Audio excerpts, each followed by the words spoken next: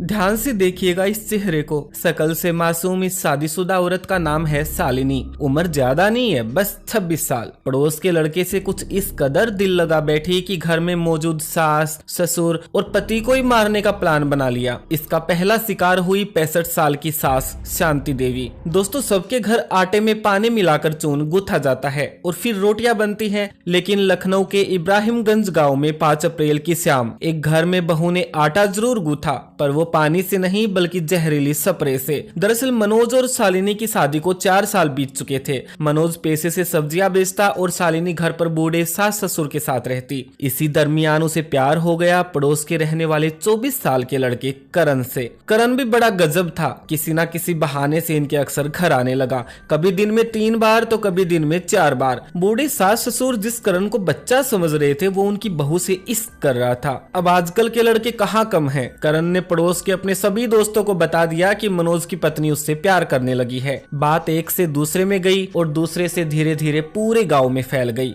लेकिन किसी ने भी मनोज को ये नहीं बताया कि उसकी पत्नी बदनाम होने लगी है। 3 साल तक शालिनी और मनोज चुप चुप कर मिलते रहे, लेकिन मार्च 28 की दोपहर जब शालिनी करण के साथ कमरे में थी तो अचानक से शांति देवी ने उन्हें देख लिया। करण तो वहां से मौका पाकर भाग गया, पर शालिनी वही रह गई क्योंकि वो उसका घर है। शालिनी ने तुरंत हाथ पैर जोड़ने शुरू कर दिए कि वो आगे से ऐसा नहीं करेगी और उसे इस बार माफ कर दिया जाए। शांति देवी ने भी बहू की बात मानते हुए उसे माफ कर दिया और ये बात किसी को नहीं बताई। पर बदनाम बहू कहाँ सुधरने वाली थी। उसी रात जब पति सोया तो करण को फोन करके मिलने के लिए बुलाती है, पर करण हो तब आए ना। उसने बताया कि वो तो कुछ दिन के लिए बाहर भाग गया। इसके बाद 29 तारीख की रात शालिनी और करण ने परिवार के सभी लोगों को मारने का प्लान बनाया। इन्हें आइडिया आया कि क्यों ना आटे में स्प्रे मिलाकर रोटियां खिलाई जाए। इसी मानसिकता के साथ शालिनी ने पड़ोस के एक दूसरे लड़के से स्प्रे मंगवाई और 5 मार्च की रात सास की रोटियां स्प्रे मिलाकर बना दी। सास ने जब रोटी थोड़ी सी खाई तो उसे कड़वी लगी। उसने बहू से कारण पूछा तो शालिनी ने बताया कि आपका टेस्ट बदल गया होगा,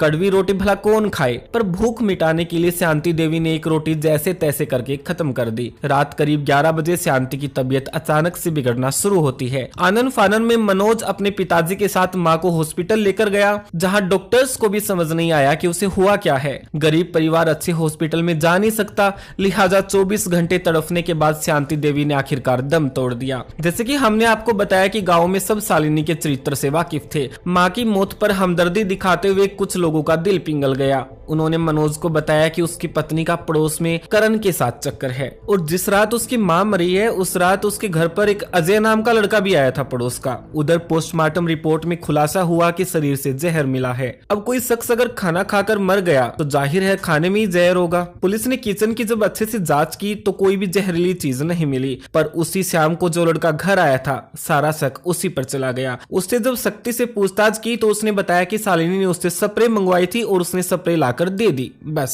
शक की सुई शालिनी पर आ चुकी थी। पुलिस ने जब शालिनी से पूछा कि स्प्रे कहाँ है तो उसने तोते की तरह बोलना शुरू कर दिया। उसने बताया कि इसी स्प्रे से उसने अपनी सास की हत्या की है और अगर वो इसमें नहीं फंसती तो 10-15 दिन बाद ससुर और अपने पति को एक ही दम दे देती। और ये सब किया इसने पड़ोसी करण की मोहब्बत में। फिलहाल दोस्तों इस केस में शालिनी और उसके दूसरे पड़ोसी अजय की गिरफ्तारी हो चुकी है जो स्प्रे लेकर आया था, पर करण अभी भी फरार है। खैर एक बदचलन औरत से और उम्मीद भी क्या रख सकते हैं। आपके रिश्तों में बढ़ते अवैध संबंध और हत्याओं पर क्या राय है और आखिर इन्हें कैसे रोका जा सकता है, हमें कमेंट करके अपनी राय जरूर साझा करें। धन्यवाद।